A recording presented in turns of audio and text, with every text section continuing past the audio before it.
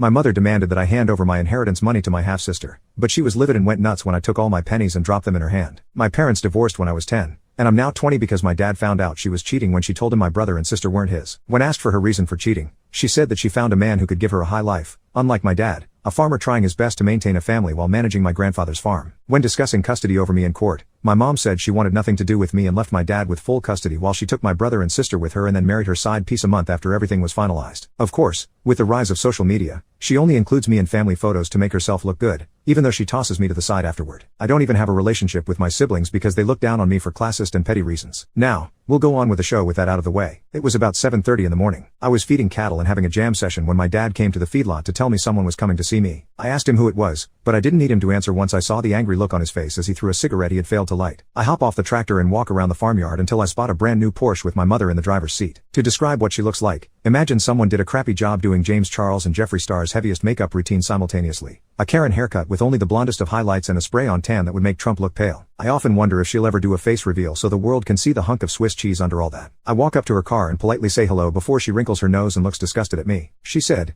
"Don't you have anything better to wear, besides those filthy rags, and take that wad of chewing tobacco out of your mouth? I'm embarrassed that you're my son looking like that." I said, these are work clothes, and I was working, and I just put this chaw and it ain't even kicked in yet. What do you want? She looked me up and down with a disgusted look again before taking a deep breath and speaking. "Mother, I need to ask you a favor. It's rather important." The only thought going through my head was, she's part of a cult and needs me to be a blood sacrifice at tonight's meeting. I asked that it be. She said, "See, your sister will be graduating this year, and I think it would only be fair if you gave her the money your grandfather left you since you don't need it." I know what she's after now. My grandpa had put aside $25,000 for each grandchild that, once they turn 18, they can use for college buying a car. The only catch was you needed to either graduate high school or obtain a GED. Now, why would she want this money, you may ask? Well, I'll tell you. She had asked my grandpa after the divorce that not only should her kids, my brother, and sister, still get the money, but also he needed to beef it up a few grand. Out of spite, my grandpa took the money originally meant for them, put it all in mine, and told her only his actual grandkids could get the money. A few years later, when he passed away, my dad added some of his inheritance to it, so when I graduated,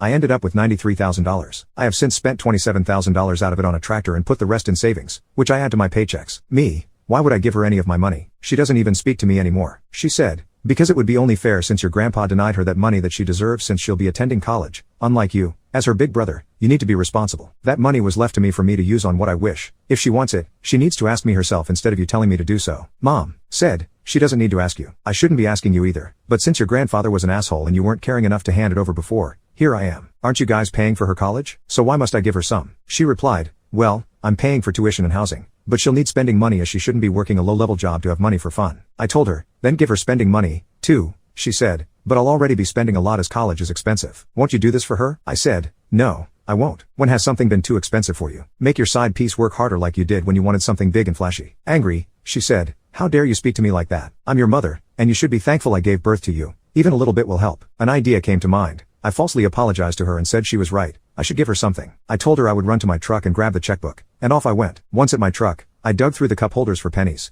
Every little bit helps, right? Once I've gathered 20 pennies, I walk back and tell her to hold her hand out and drop them in with a smile. "What's this?" she said. "You said a little bit could help a lot, didn't you? So I thought you could have that." She said, "This isn't what I meant. A few thousand or more of what I had in mind." She then throws the pennies at me and starts blaring the horn, screaming at the top of her lungs. I gave her what she asked for. Honestly, where's a pokeball when you need one? This one needs to be trained professionally on how to act. I'm just standing there watching her go on like this, demanding money and calling me everything under the sun. When she goes quiet, I hear my dad yell out from somewhere, "Shut the F up, you beach." Taking this moment, I look back at her and say, "You never said, thank you." Mother said, "F you, and you will give your sister what she deserves." I told her, "When you do a face reveal, I will." She told me to go F myself and sped off, and that was the end of it. That's all for this episode, folks. Until next time, remember to pick up your popcorn containers and leave the theater orderly.